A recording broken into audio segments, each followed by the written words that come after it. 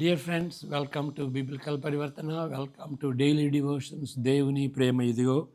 June 26వ తారీఖుకి చెందినటువంటి వాక్య భాగం ద్వితీయోపదేశ కాండం 31వ అధ్యాయం. మనకు సందర్భం తెలిసిందే. మోషే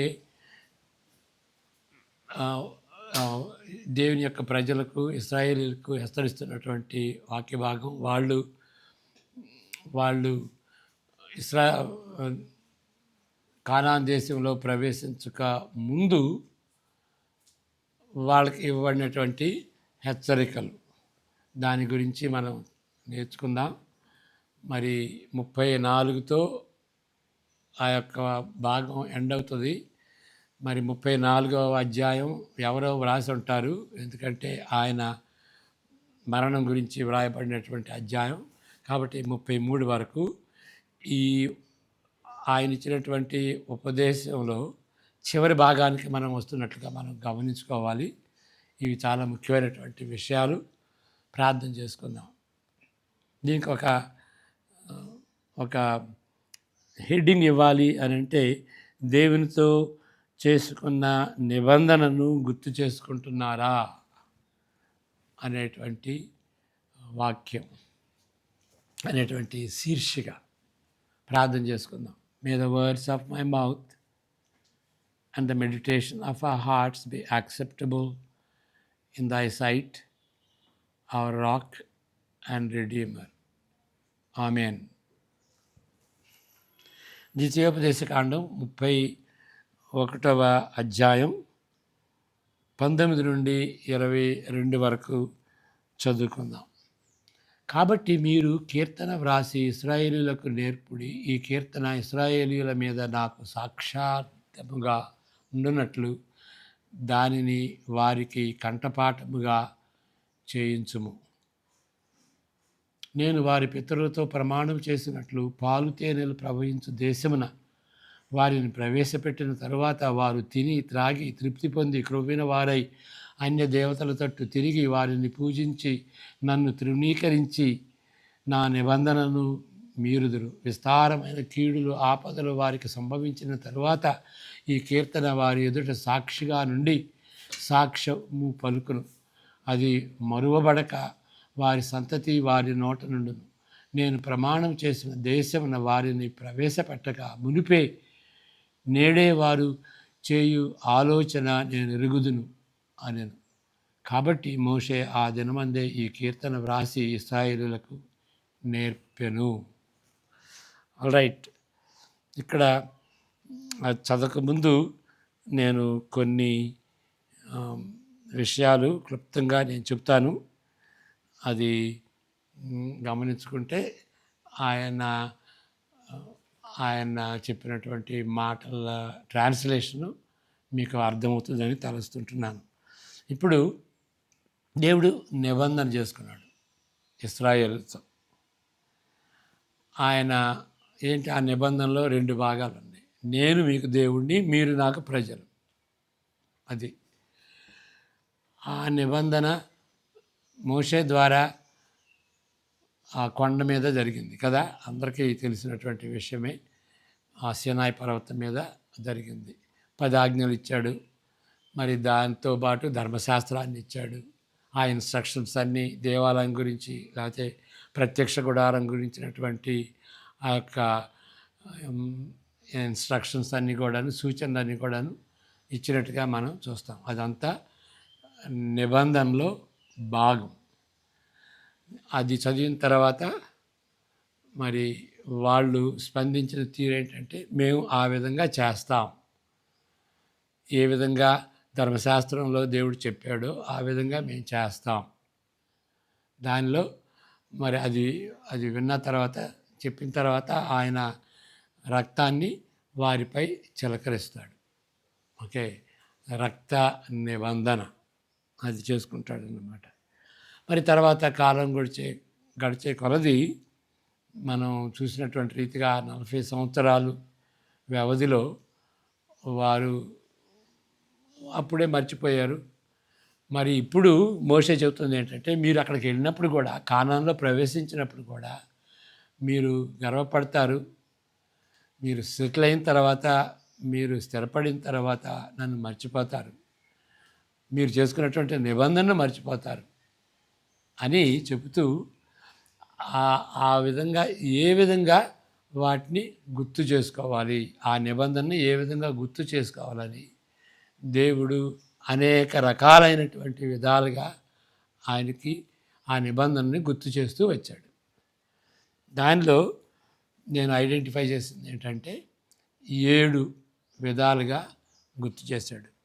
ఏంటి అనంటే మొదటిది ప్రత్యక్ష గుడారమే, ఆ దేవాలయం. ఆ దేవాలయంలో ఉన్నటువంటి ఆచారాలు, పండుగలు దేన్ని సూచిస్తున్నాయి? ఆ నిబంధనను సూచిస్తున్నాయి. ఆ ఆచారాలన్నీ కూడాను, బలులు, ఆచారాలు, పండుగలు అవన్నీ కూడాను మరి ఆ నిబంధనని సూచించేవిగా ఉంటుంది. రెండవది ఏంటంటే మరి లేవీయులు ధర్మశాస్త్రాన్ని, ఇప్పుడు నిబంధనలో ముఖ్యమైనది ధర్మశాస్త్రం, దానికి కేంద్రం 10 ఆజ్ఞలు కదా. ఆ ధర్మశాస్త్రాన్ని బోధించటానికి దేవుడు లేవీయుల్ని నియమించాడు. ఎక్కడెక్కడ ఉన్నారు వాళ్ళు లేవీయులు? ప్రతి గోత్రంలో వాళ్ళు నివసించారు. ఆ విధంగా వాళ్ళని డిస్ట్రిబ్యూట్ చేశాడు దేవుడు, ఆ విధంగా ఏర్పరచుకోవాలి అని. మూడవది ఏంటి అంటే న్యాయాధిపతులు, ప్రవక్తలు వాళ్ళు వేరేటువంటి బోధ చేయలేదు. మోషే చేసినటువంటి బోధే ఆయన చేశాడు. మోషే ఏ విధంగా మరి నిబంధన చేసుకున్నాడు, నిబంధనకి మధ్యవర్తిగా ఉన్నాడు, దాన్నే గుర్తు చేస్తూ న్యాయాధిపతులు కానీ మరి ప్రవక్తలు కానీ వాళ్ళు తిరిగి చెప్తున్నారు. వేరే మాటల్లో అదే చెప్తున్నారు. మాటలు అయితే వేరుగా ఉన్నాయి, సబ్జెక్ట్ అయితే ఒకటే. దేవునితో వాళ్ళు చేసుకున్నటువంటి నిబంధన, అది మూడవది. ఇప్పుడు మనం గ్రహించాల్సింది ఏంటి అని అంటే, ప్రత్యక్ష గుడారం అని చెప్పుకున్నాం కదా. ప్రత్యక్ష గుడారం, ఆ పండుగలు, ఆ ధర్మశాస్త్రం, దాని యొక్క ఫంక్షన్ ఏంటి? అనుదిన మతాచారములతో ఆ నిబంధన, అనుదినం ఉన్నటువంటి మతాచారాలతో ఆ నిబంధనని ప్రతిబింబించేటట్టుగా చేస్తున్నాడు. మరి న్యాయాధిపతులు, ఈ ప్రవక్తలు చెప్పింది ఏంటి అని అంటే, మీరందరూ కుటుంబాలుగా ఉండాలి. రెండవ తరం వాళ్ళు అక్కడ సెటిల్ అయినప్పుడు మీరు కుటుంబాలుగా ఉండి, మీరు ధర్మశాస్త్రం చదువుకుని మరి చుట్టుపక్కల ఉన్నటువంటి వాళ్ళ మతాచారాలతో పొత్తు లేకుండా, మీరు అవి మీకు అంటుకొనకుండా, మీరు కల్తీ కాకుండా ఉండాలి అని ధర్మశాస్త్రాన్ని, వాళ్ళ చరిత్రను వీళ్ళు చెప్తున్నారు, న్యాయాధిపతులు, ప్రవక్తలు. కాబట్టి వాళ్ళ కుటుంబాలకు చెప్తున్నాడు, మీ కుమారులైతే మీరు చూసింది వాళ్ళు చూడలేదు, కాబట్టి వాళ్ళు కూడా ఆ నిబంధన గురించి తెలుసుకోవాలి. ఆ విధంగా తెలుసుకోకపోతే మీరు పాడైపోతారు, మీరు మత సమ్మేళనం చేసుకుంటారు, మీ యొక్క విశ్వాసం కల్తీ అయిపోతుంది అని మరి ఆ ధర్మశాస్త్రాన్ని, వాళ్ళ చరిత్రను అంతటిని కూడాను, ఆ 40 సంవత్సరాలు జరిగిన చరిత్రను అంతని కూడాను కుటుంబాలకి చెప్పాలి, పేరెంట్స్కి చెప్పాలి. ఓకే, ఆ పేరెంట్స్ వాళ్ళ పిల్లలకి చెప్పాలి, వాళ్ళ పిల్లలు వాళ్ళకి పిల్లలకి చెప్పాలి. ఆ విధంగా ఆ యొక్క నిబంధన గురించినటువంటివి వల్లిస్తూనే ఉండాలి. ఆ విధంగా గుర్తు చేస్తున్నాడు దేవుడు, ఆ విధంగా వాళ్ళకి గుర్తు చేస్తున్నాడు, వాళ్ళు మర్చిపోకుండా. సరే, మరి నిర్గమం ఆశీర్వాదాలు శాపాలు. ధర్మశాస్త్రంలో ముఖ్యమైనటువంటి భాగం మరి మరి ద్వితీయోపదేశకాండం 28, 29లో మనం చూసాం కదా. ఏంటి, ధర్మశాస్త్రానికి అనుకూలంగా అనుగుణ్యంగా మీరు ప్రవర్తిస్తే, ఆ విధంగా జీవిస్తే మీకు ఈ ఆశీర్వాదాలు ఉంటాయి, లేకపోతే శాపాలు. ఓకే, 28వ అధ్యాయం 15 నుండి 68 వరకు పెద్ద లిస్ట్ అన్నమాట. వాటిని రివర్స్ చేయటమే కాదు, ఆశీర్వాదాలను రివర్స్ చేయటమే కాదు, ఇంకా ఎన్నో యాడ్ చేశాడు అన్నమాట. ఆ విధంగా ఉంటుంది అని అవి ఆ ఆశీర్వాదాలు శాపాలు అవి కూడాను గుర్తు చేస్తాయి. దేవుడు ఆ విధంగా శపించాడు, ఆ విధంగా ఆశీర్వదించాడు అనేటువంటి హిస్టరీ కూడాను, ధర్మశాస్త్రమే కాదు వాళ్ళ చరిత్ర కూడాను చెబితే, ఓ దేవుడు ఏ విధంగా ఆశీర్వదించాడు అని.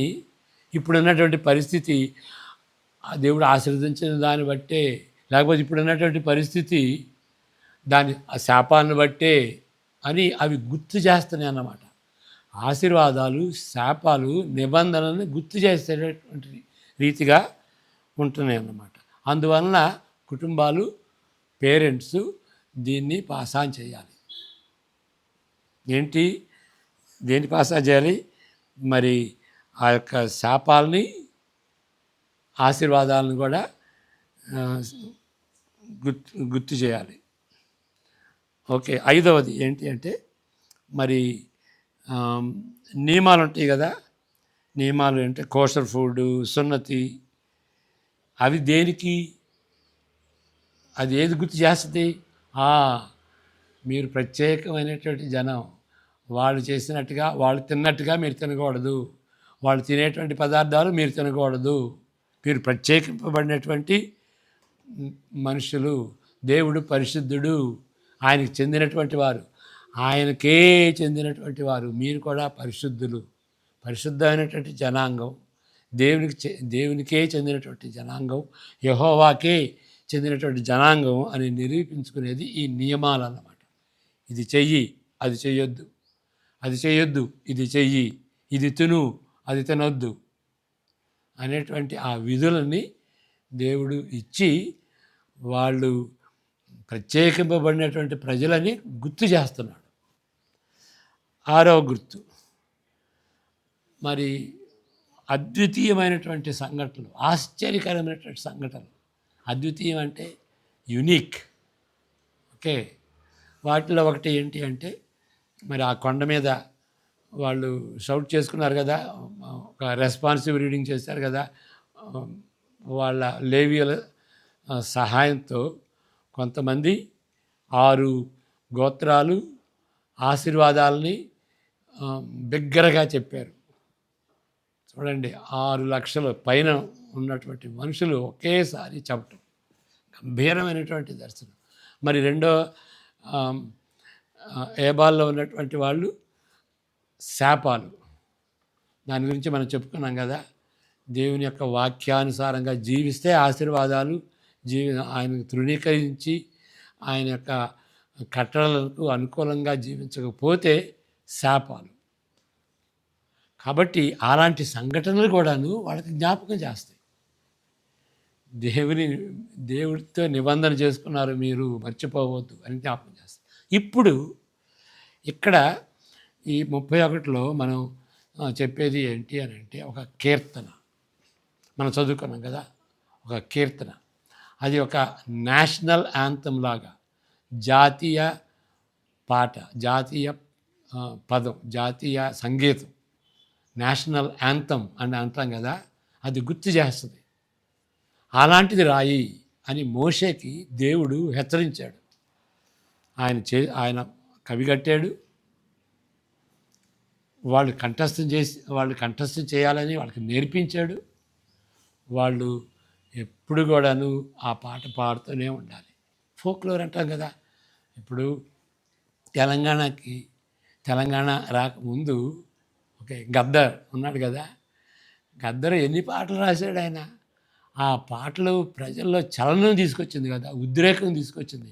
వాళ్ళు మర్చిపోలేదు, వాళ్ళ గురిని మర్చిపోలేదు. అదేవిధంగా ఈ ఈ కీర్తన వాళ్ళకి గుర్తు చేస్తుంది, ఆ నిబంధన గురించి చేస్తుంది. నీవు కానీ చేయకపోతే ఈ శాపాలు ఉంటాయి అని వాళ్ళు పాడినటువంటి పాటలోనే వారికి వ్యతిరేకంగా ఉండేటువంటి సాక్ష్యంగా ఉంటుంది ఆ పాట. నువ్వు చేయకపోతే ఇది చేస్తావు అని సాక్ష్యంగా, వాళ్ళకి వ్యతిరేకంగా ఉండేటువంటి సాక్ష్యకరంగా, ఒక సాక్ష్యంగా ఆ పాట, ఆ సంగీతం, ఆ కీర్తన ఉంటుంది. అది మనం, అది పాత నిబంధన. మరి క్రొత్త నిబంధన సంగతి ఏంటి? క్రొత్త నిబంధనలో మరి దేవుడిచ్చినటువంటి ఆ జ్ఞాపక సూచనలు ఏంటి? అవి తర్వాత చెప్పుకుందాం. నోట్స్ చదువుతాను. ఇవన్నీ నేను చెప్పినటువంటి రీతిగా ఆ విధంగా రాయటం కష్టం. కాబట్టి ఒక్కొక్క వచనం జానిస్తూ చదవాలి, అప్పుడే ఇవి అర్థమవుతాయి. నేను చెప్పాను కాబట్టి మీకు కొంచెం సహాయకరంగా ఉంటుంది అర్థం చేసుకోవటానికి. ఇశ్రాయేలీయులను రక్షించిన దేవుని ఆశ్చర్యకార్యములు, విధేయులుగా ఉండుమని ఇశ్రాయేలీయులు చేసుకున్న నిబంధన ఎలాంటిదో జ్ఞాపకం చేసుకున్నటకు, దేవుడు ఏ విధంగా రక్షించాడు, ఏ విధంగా వాళ్ళు నిబంధన చేసుకున్నారు, దాన్ని జ్ఞాపకం చేసుకున్నటువంటి విధాలు ఎన్నో విధాలుగా, ఎన్నో రీతులుగా ఉంటాయి. దేవుడు ఉపయోగించుకున్న అనేక రకములైన విధానాలపై మనం కొంచెం మనసు పెడదాం. ప్రత్యక్ష గుడారం, దేవాలయం, దానికి చెందిన ఆచారములు, పండుగలు, మతాచారముల ద్వారా గుర్తించబడే నిబంధన. దేవుడు చేసుకున్నటువంటి నిబంధన ఒక కాంటెక్స్ట్ ఉంటుంది, ఒక సందర్భం ఉంటుంది. వాళ్ళు ఏ విధంగా ఆచరించాలి, ఏ విధంగా చేయాలి, ఏ విధంగా చేయకూడదు. అంతేగాని ఏదో అబ్స్ట్రాక్ట్ ఫిలసాఫికల్ సిస్టమ్ లాగా, ఏదో ఒక తత్వశాస్త్రానికి చెందినటువంటి నియమాలు, ఒక నియమావళిలాగా అది నిబంధన లేదు. నువ్వు కంఠస్థం చేయవా ఈ రూల్స్, ఈ రెగ్యులేషన్స్, ఈ నియమాలు, ఈ ప్రిన్సిపల్స్ అని చెప్పింది కాదు. ఆ ప్రిన్సిపల్స్ని జీవితానుభవంలో ఉండేటట్టుగా చేశాడన్నమాట. అంటే అది జీవితంలో అనుసరించాలి. అవే వాళ్ళ ఆచారాలు, అవే వాళ్ళ పండుగలు. కాబట్టి ఆ విధంగా గుర్తు చేసేది, ఆ నిబంధనల్ని గుర్తు చేసేటువంటిది. అంతేగాని నువ్వు కంఠస్థించాయా ఈ 10 ఆజ్ఞలు, 10 ఆజ్ఞలు ఇచ్చాడు సరే, ఆ 10 ఆజ్ఞలు ఏ విధంగా అనుసరించాలి అనేటువంటి ఎక్స్ప్లెనేషన్ అంతా ధర్మశాస్త్రంలో ఇచ్చాడు. కాబట్టి it's not just philosophical rules, regulations, principles ఏదో కంఠస్థం చేస్తే అది సరిపోయింది. నా జీవితంలో అనుసరించవలసినటువంటి నియమాలు. So they are not abstract తత్వశాస్త్ర వ్యవస్థకు చెందిన నియమావళి కాదు అని మనం గుర్తించాలి. నియమావళి.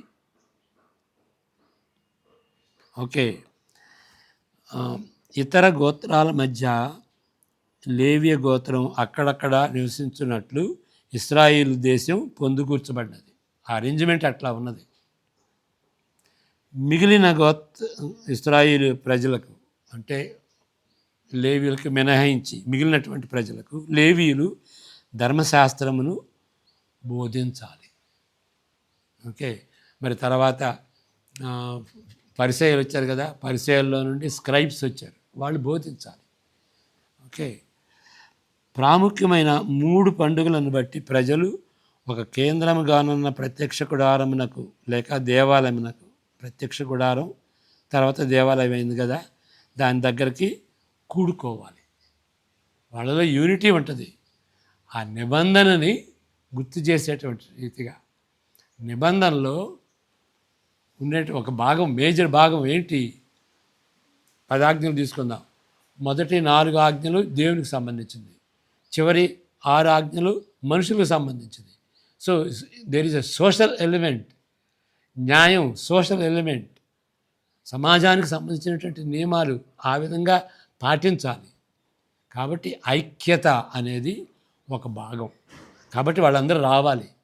సెంట్రల్ ప్లేస్కి ఆ 12 గోత్రాలు రావాలి. ఓకే. లేవీయుల్ని పక్కన పెట్టినా కానీ ఇంకా అవి 12 గోత్రాలుగానే ఉన్నాయి. ఎందుకంటే ఈ జాషువా ప్రథమ పుత్రుడిగా ఎంచి ఆయన కుమారులకి 2 గోత్రాలుగా రెండంచులుగా ఇచ్చాడు. కాబట్టి మరి 11 మరలా 12 అయినాయి. లేవీని తీసేస్తే 12 గోత్రాల్లో లేవీని తీసేస్తే 11. కానీ జాషువా గోత్రం 2 అయింది, ఎఫ్రాయిం మనాసే. కాబట్టి తిరిగి బ్యాక్ టు 12. ఓకే. కాబట్టి ఆ 12 గోత్రాలకి వాళ్ళకి నేర్పాలి. ఓకే. ప్రత్యక్ష గుడారం దగ్గరికి రావాలి.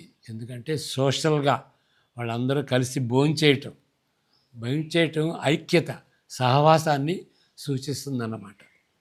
మరి అది కూడా మంచిదే. అంటే ఖర్చుతో కూడిందైనా కానీ ఏదో సింపుల్గా అయినా కానీ కలిసి తినటం, అప్పుడప్పుడు కలిసి తినటం మంచిది.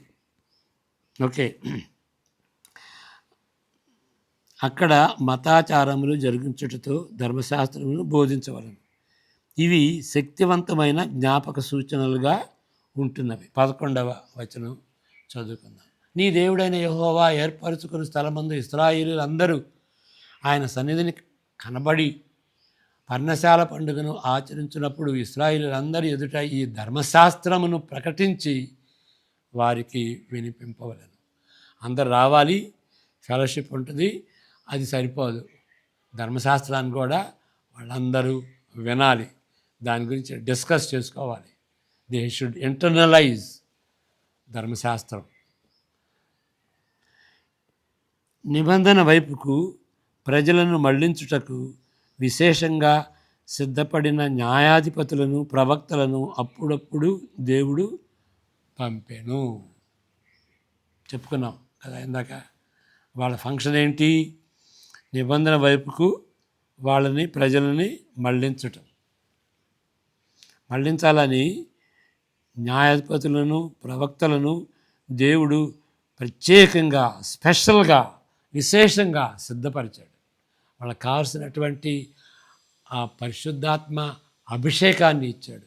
కావలసినటువంటి తలాంతుల్ని, నేర్పరితనాన్ని, జ్ఞానాన్ని ఇచ్చాడు. వాళ్ళకి ప్రత్యేకంగా ప్రవక్తలకి ప్రత్యక్షపరుచుకున్నాడు ఆయనకు వాక్యం. కాబట్టి వాళ్ళు కూడా గుర్తు చేస్తున్నారు. ఐగుప్తు నిర్గమము సమయంలో దేవుడు ప్రదర్శించిన ఆశ్చర్యకార్యములను అనుభవించని పిల్లలు వారి స్వంత అనుభవముగా వాటిని చేసుకొనుటకు వారి కుటుంబములకు వీరు బోధించెను. వీళ్ళు ఏం చేశారు? ప్రవక్తలు వాళ్ళకి బోధించారు. ఎవరికి? కుటుంబాలకి బోధించారు. ఓకే. ఎందుకు బోధించారు అంటే, అని అంటే వాళ్ళ పిల్లలు అనుభవించినటువంటి వాటిని వాళ్ళు విని వాళ్ళు సొంతం చేసుకోవటానికి కుటుంబాలకి వాళ్ళు బోధించారన్నమాట. ఇట్ షుడ్ పాస్ ఆన్, తరతరానికి అది పాస్ ఆన్ కావాలి. నిబంధన గుర్తు చేసేటువంటి రీతిగా ఆ బోధలు ఉండాలి. అంతేకాక వారు అనుభవిస్తున్న పరిస్థితులను బట్టి వారు పురావలోకనం చేసుకుంటకు మెడిటేషన్, మళ్ళీ తిరిగి మరి నెమరు వేసుకోవటానికి, ఆవులు నెమరు వేసుకున్నటువంటి రీతిగా దేవుడు వారి విధేయతను అనుసరిస్తూ ఆశీర్వాదాలను అనుగ్రహించాడు. అంటే విధేయతలు అంటే ఆశీర్వాదాలు, శాపాలు అవి కూడా గుర్తు చేస్తాయి. ఈ నిబంధనని ఉల్లంఘించినప్పుడు మనకు శాపాలు జరిగినాయి. మనం ఆ నిబంధనని అనుసరించినప్పుడు మనకు ఆశీర్వాదాలు జరిగినాయా అని గుర్తు చేసేటువంటి రీతిగా ఈ ఆశీర్వాదాలు ఉంటవి, ఆశీర్వాదాలు శాపాలు ఉంటవి. అదే తీరులో అవిధేయతను కూడా అనుసరించి దేవుడు వారిని శిక్షించను. అది కూడాను ఒక సూచనలుగా, ఒక జ్ఞాపకార్థ సూచనలుగా ఉంటాయి. ఇరుగు పొరుగు దేశాచారములను, ఇరుగు పొరుగులో ఉన్నటువంటి దేశాలను వాళ్ళ ఆచారాలను బట్టి నూతనము దేశముగా ఏర్పడిన దేవుని ప్రజలకు అంటు తగలకుండా, వాళ్ళ విశ్వాసంలో అంటు తగలకుండా, కంటామినేట్ కాకుండా ఉండుటకు వారు వేరుపరచబడిన ప్రజలనే ఆలోచనను పెంపొందించుటకు ఇంకేం చేశాడు దేవుడు? ధర్మశాస్త్ర నియమాలని నియమించాడు. దాన్ని లెజిస్లేషన్ అంటారు. ఓకే, ఇది తినాలి, ఇది తినకూడదు. వంశపారంపర్యంగా అనుగ్రహించబడినవి పాసాన్. ఏం తినాలి, ఏం తినకూడదు. ఎవరైనా కుష్ఠరోగి ఉంటే బయట ఉండాలి. బయట ఉండి వాడు స్వస్థపరచబడినప్పుడు మరి లోపలికి వచ్చి యాజకుని దగ్గరికి వచ్చి సర్టిఫికేట్ పొందాలి, అప్పుడే రావాలి. ఇలాంటి నియమాలు. ఓకే, ఆ నియమాలన్నీ దేన్ని సూచిస్తున్నాయి? వాళ్ళకి అంటు తగలకుండా, వాళ్ళు ప్రత్యేకమైనటువంటి ప్రజలు, వేరుపరచబడినటువంటి ప్రజలు అనేటువంటి ఆలోచనని పెంపొందింపజేసేటువంటి రీతిగా ఈ యొక్క నియమాలు, లెజిస్లేషన్ ఉంటుందన్నమాట. అవి ముఖ్యంగా ఎక్కడ ఉంటాయి? లేవికాండంలో, నంబర్స్లో, సంఖ్యాకాండంలో ఉంటాయి అన్నమాట. నిబంధనకు నమ్మకస్తులుగా ఉండులాగున అద్వితీయమైన ఘట్టములు వారి వాగ్దాన దేశంలో ప్రవేశించినప్పుడు గెరజీము, ఏబేలు కొండల దగ్గర వారు మార్చి మార్చి బిగ్గరగా వల్లించినట్లు ఆ సంఘటనలు ఉంటాయి. అవి కూడా గుర్తు చేస్తున్నాయి. అలాంటి సంఘటనలు దేవునితో చేసుకున్నటువంటి నిబంధనను గుర్తు చేస్తున్నాయి. ఏ విధంగా దేవుడు వారిని ఐగుప్తు నుండి తీసుకొచ్చాడో, రక్షించాడో, బానిసత్వం నుండి విడుదల అనుగ్రహించి స్వతంత్రత ఇచ్చాడో, దాన్ని కూడా ఆ నిబంధన కాంటెక్స్ట్ అదే కదా. కాబట్టి అదన్నీ గుర్తు చేసుకునేటువంటి రీతిగా ఇవి, ఈ యొక్క సంఘటనలు ఉంటవి. ఇప్పుడు అంటే 31వ అధ్యాయానికి వచ్చాం. వారికి జ్ఞాపకార్థముగా మరొక పరికరము కలుగుతున్నాడు. One more device. ఇప్పుడు 6 చెప్పుకున్నాం, ఇది 7వ డివైస్. ఏంటి అని అంటే, కాలం గడిచే కొలది ప్రజలు తప్పనిసరిగా ఆయనకు తిరుగుబాటు చేసేదరని దేవునికి తెలియను. కాబట్టి వారికి వ్యతిరేకంగా సాక్ష్యమిచ్చే మరువలేని కీర్తన ఆ దేశ ధననిధిగా ఉండవలెనని మోషేకు ఆదేశించను. అదే మనం చదువుకున్నాం. ఓకే, జానపద గీతములో వ్రాస్తాను, రాజ్యాంగము ఎవరు వ్రాస్తారో నాకు అవసరం లేదని ఎవరో చెప్పారంట. జానపద గీతాలు రాస్తామండి. ఓకే, యాంథమ్ రాస్తాం, నేషనల్ యాంథమ్, జానపదాల గీతాలు రాస్తాం. అది ఇన్ఫ్లుయెన్స్ చేస్తుంది. ఓకే, మరి ఈ యొక్క రాజ్యాంగం, ఓకే, రాజ్యాంగం చదువుతారు, అది ఎక్కడో ఉంటుంది, అది మూలన పడుద్ది, దాని ప్రభావం ఎక్కువ ఉండదు, దీని ప్రభావం ఎక్కువ ఉంటుంది.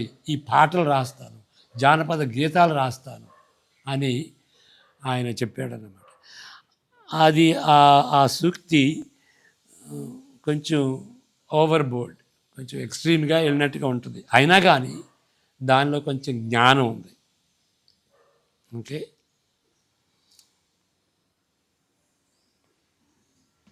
ఇప్పుడు ఈ పాట గురించి, ఆ పాట ఎక్కడ ఉంది? ద్వితీయోపదేశకాండం 32లో ఉన్నది. ఆ అధ్యాయం అంతా కూడాను ఆ కీర్తన మోషే రాసినటువంటి కీర్తన ఆయన పాడి వాళ్ళకి వాళ్ళు కూడా కంఠస్థం చేసేటట్టుగా చేశాడు. ఏం కీర్తన? 32వ అధ్యాయం ఆ కీర్తన. 32వ అధ్యాయం యొక్క ఉద్దేశం కూడా అదే. అది జాతీయ పదము లాంటిది, పద్యము లాంటిది, జాతీయ పద్యము లాంటిది, జాతీయ పాట లాంటిది. ఓకే,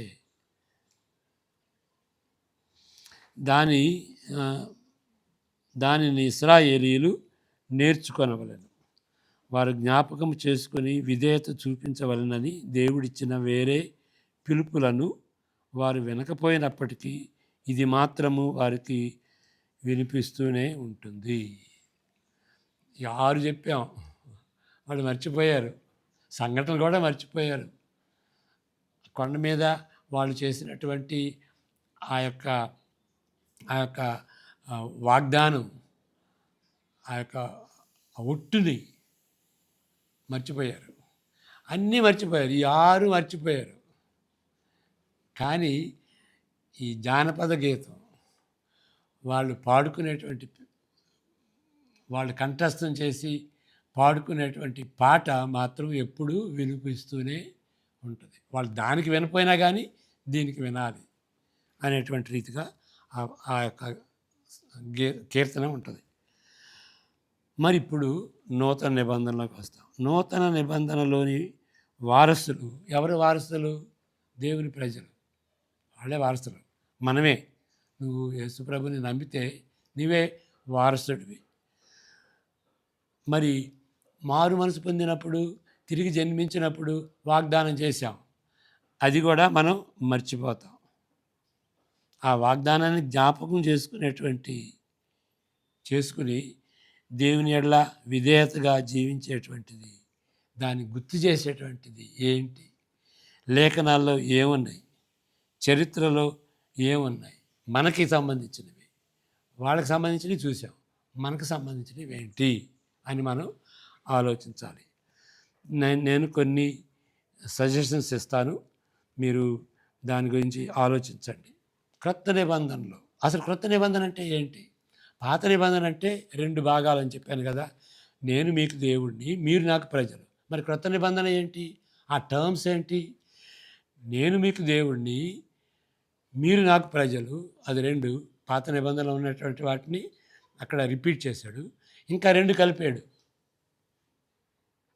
మీ పాపములు ఎప్పుడు జ్ఞాపకం చేసుకున్నాను, ఐ విల్ నెవర్ ఫర్గెట్.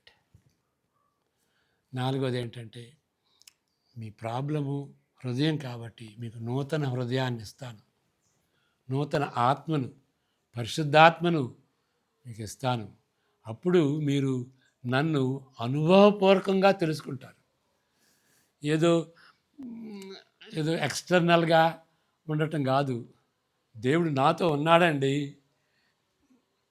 నా హృదయంలో ఉన్నాడండి, దేవునితో మాట్లాడతానండి, నేను ప్రార్థన చేసుకుంటే వింటాడండి, నాకు దేవుడు అంటే తెలుసండి, ఆయన్ని ప్రేమిస్తున్నానండి అని అనుభవపూర్వకంగా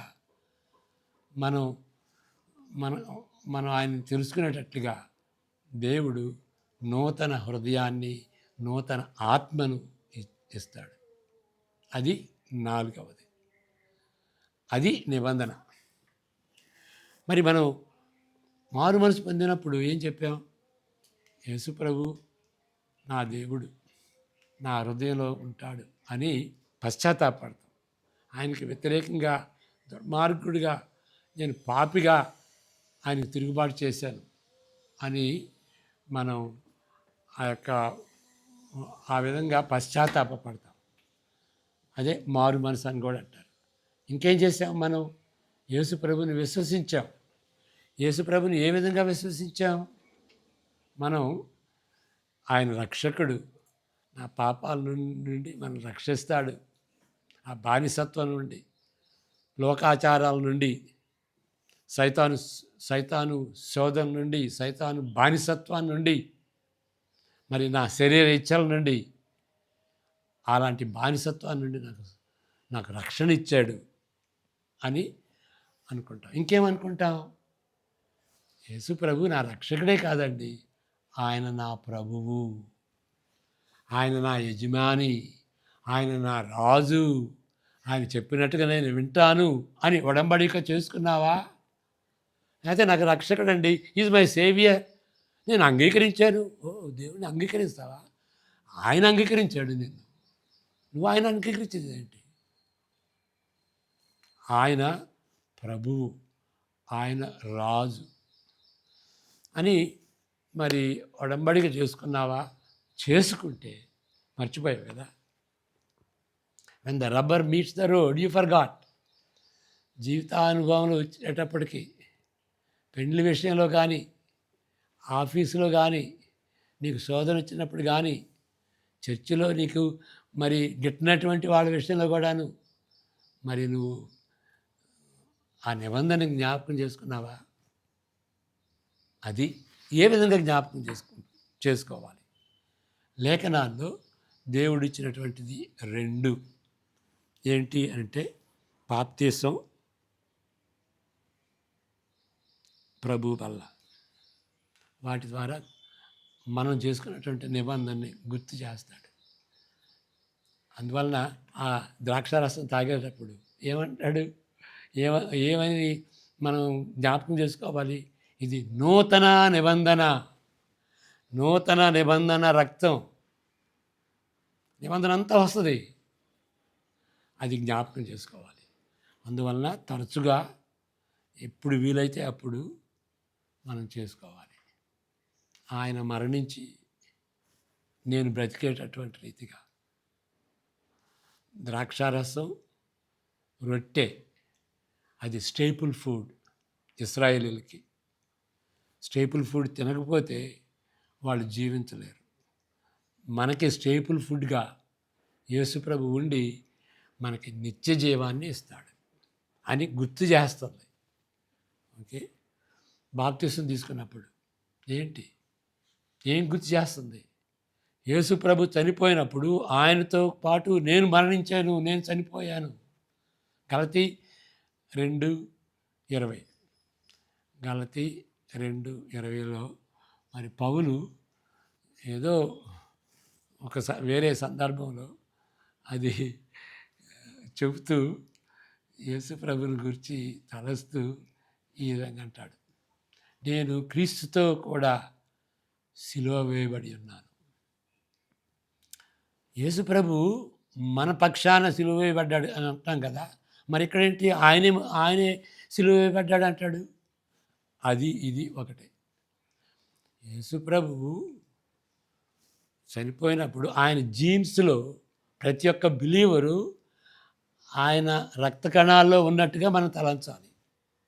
అందరు కాదు, బిలీవర్సే, ఆయన నమ్ముకున్నటువంటి వాళ్ళు. మరి ఆదాము, మొదటి ఆదాం, ఆయన పాపం చేసినప్పుడు ఆయన పాపం చేశాడంటే నేను ఎందుకు పాపం అవుతాను? అట్లా కాదు. ఆయన జీన్స్లో, ఆయన రక్త కణాల్లో మనం ఉన్నాం. ఆ డిఎన్ఏ మనం పొందుకున్నాం. ఆయన చేసిందే మనం చేస్తాం. అదే స్వభావం మనకు వచ్చింది. ఆయన చేసినప్పుడు మనం చేసాం. రోమా 3:5-12 ఉంటుందన్నమాట. ఓకే, ఇప్పుడు అది చదవచ్చు, దీన్ని చదువుకుందాం. నేను క్రీస్తుతో కూడా, అంటే అక్కడ ఏం చెప్తున్నానంటే ఆదాము పాపం చేసినప్పుడు ఏ విధంగా మనం పాపం చేసామో యేసు ప్రభు చనిపోయినప్పుడు మన పాపానికి మనం ఆ యొక్క పరిహారం కట్టాం. ఆయనతో కూడా మనం చనిపోయాం. అది దాని కార్పొరేట్ పర్సనాలిటీ అంటారు. ఆదాము ఈ represented the whole of mankind. అదేవిధంగా యేసు ప్రభు he represented the whole of believers. ఆ విధంగా అర్థం చేసుకున్నాను. కాబట్టి ఆయన చేసింది వర్తిస్తుంది, మానవాళంతటికీ వర్తిస్తుంది, బిలీవర్స్ అంతటికీ వర్తిస్తుంది. మళ్ళీ చదువుతాను.